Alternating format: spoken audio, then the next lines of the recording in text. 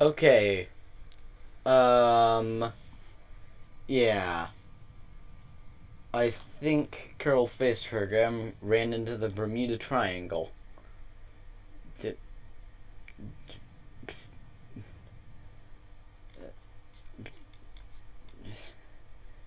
um, did,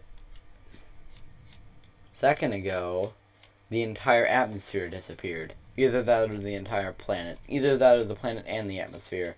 Now it's not doing it anymore, though. Oh, yep, there. Did you look at that? And all the colors got inverted as well. Hmm. Hmm. Yeah. You see, this is why they don't add propellers to the game, people. Let's see. Uh. Okay. Let's see if we can recreate this. Alright, so we have a propeller plane here, which I made myself, and I'm totally not bragging about. But so let's fire it up, and I'll try and recreate the conditions that it was in that made the weird glitch happen.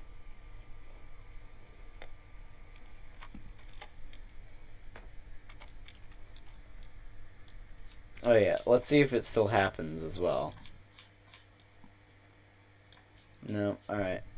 Doesn't happen during our, restart. Well, let's see if we can recreate what actually happened. Sorry for the very strange intro there. I just sort of opened up Bandicam randomly because that started happening. And I've never seen a glitch like that happen on a video before, so I thought I'd record it for myself. But Kerbal Space Program is a very glitchy game. So what happened was... Okay, hang on. I didn't get it that time. If you run into the bridge, it's supposed... Well, not supposed to, but when you run into the bridge, what happened was my game totally borked. And we stalled. Hang on. Yeah, spinning back up, blubbity bloobity blee. I just accidentally ripped all the parts off of the plane. Or all the propeller, rather.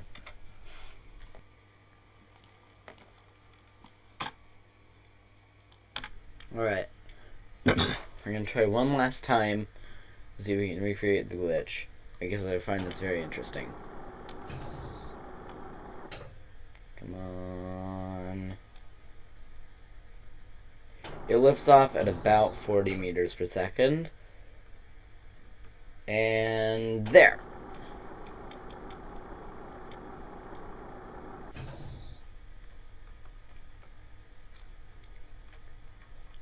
This thing turns very strangely, but so we were gonna fly under the bridge, and then we pitched up, and oh, come on! I went under the bridge. That's the first time I've done this with this plane. While trying to crash into the bridge, I go under it. Oh my gosh. Oh, and look, now I'm gonna crash. Yep. It just ripped my propeller off again. And we're just sort of skidding. And boop. Yeah, someone standing behind that window had a really bad time. Okay, and 30 meters per second. 40 meters per second. Lift off. And we drop back down to 30 the moment we take off. But it's still enough to keep us going. Okay, good, we're back at 40. Sort of stay in the 40s so you don't stall. Because this thing doesn't actually stall from losing lift. It stalls from losing speed. Which is very interesting. Normally you lose lift, which leads to you losing speed. No, this loses speed, which leads to losing lift. So it's weirder than anything else. Did I just go under the bridge twice, or did I go over the bridge that time? I don't even remember.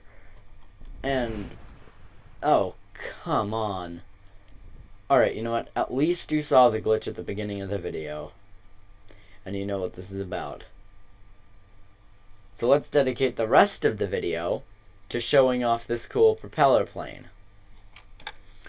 Alright, so once you have your engine spun up, I'm assuming you know how to do this.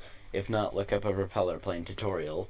It's not that hard. And by the way, this is totally stock and using no cheats. Yeah, we have that going on.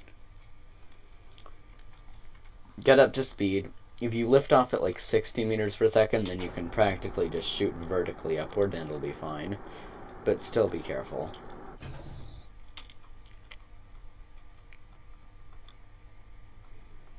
As long as you stay in like the 30s and 40s, you should be fine. Going above like 50s, you're great. But yeah, this thing pilots extremely well. Like, its turning radius is very small. It turns on a dime. Like, and it also does controlled turns on a dime, which is very amazing, because normally you have something with high SAS, it just flips around and stalls instantly. This thing only stalls if it goes below like 30 meters per second, which is fairly easy to maintain if you know what you're doing. I'm not saying that I know what I'm doing, because, well, Lord knows I have no idea what I'm doing.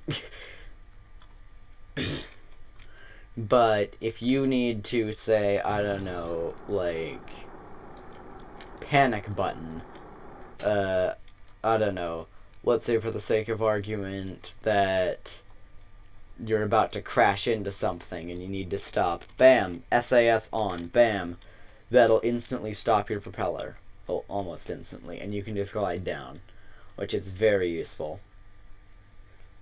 Especially for making landings, so you don't have to go through the whole process of, like, spinning down your propeller. Plus, it provides excellent drag, so it has practically its own air brakes. And that gliding landing was very graceful, if I do say so myself. But then we can just go back, turn off SAS, and it's back to full speed. Yeah. This is the third propeller plane I've built. The first one was a total failure, the second one couldn't take off, and this one flies amazingly. So, yeah. This video is probably getting sorta long, but not too long. So let's finish it off with trying to land on top of the VAB, because that's the standard for VTOLs. I think it should be the standard for, like, everything.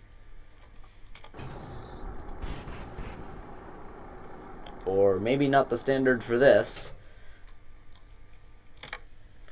Okay, here we go. We're gonna land on top of the VAB.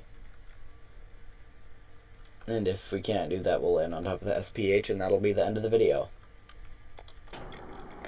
I can't decide if I want to make long videos or short videos, because on one hand, sometimes they get out of hand and they end up being like 30 minutes long. Sorry for the weird microphone sound there. But on the other hand, if they're too short, like my FTL video, then they're actually the least popular video I've ever made.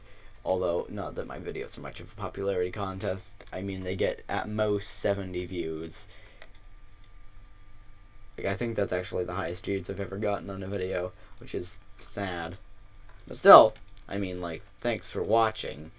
It's not like I don't appreciate it. Alright, since I can't land on top of the VAB, SPH it is.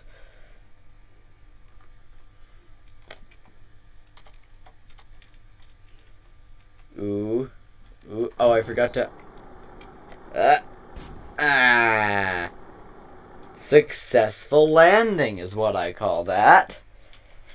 So yeah, we got to see a little bit of a glitch, and we got to test out this propeller plane that I'm very proud of. I'd say this is a successful video. However, I'm still having intro problems.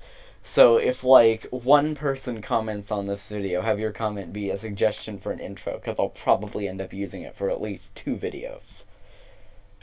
Not that I don't appreciate that suggestion, even if it'll probably never come. It's just that, like, honestly, I'm really bad at doing organized intros.